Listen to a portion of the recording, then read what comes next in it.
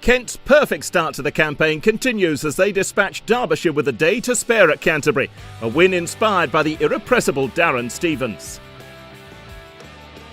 A virtuoso display by the evergreen Darren Stevens gave Kent the upper hand on day 2 at Canterbury.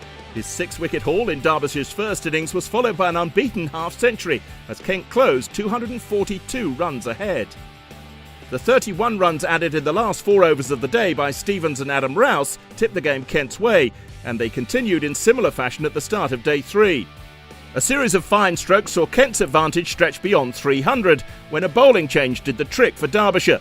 Stevens falling LBW to Mendis's first ball of the innings for 90 off just 86 balls.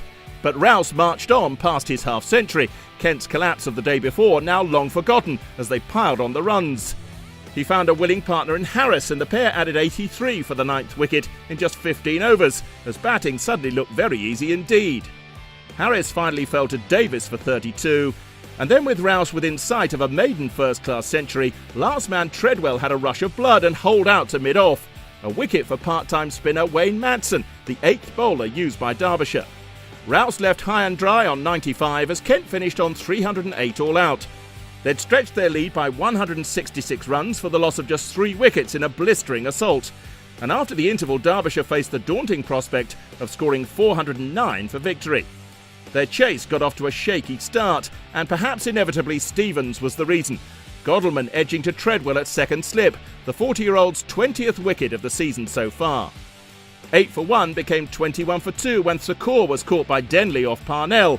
But Madsen followed his first innings half-century with some stylish strokes and one extraordinary 6 to start to repair the damage.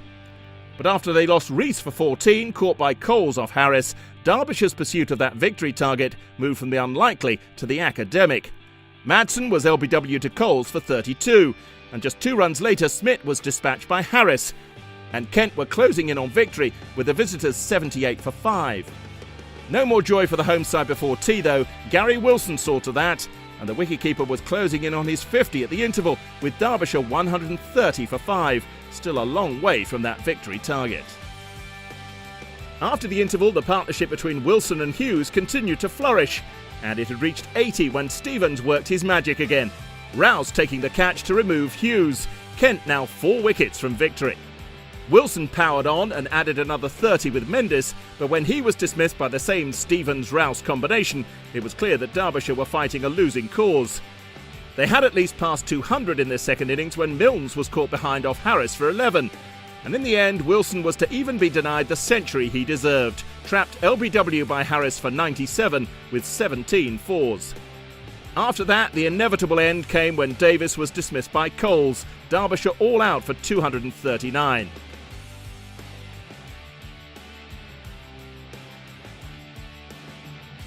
Wilson the star turn in their second innings, but the day and the match belonged to Stevens, his 90 followed by 3 more wickets to finish with match figures of 9 for 110. The victory margin 169 runs, 3 wins out of 3 for Kent, and 2 defeats out of 2 for Derbyshire.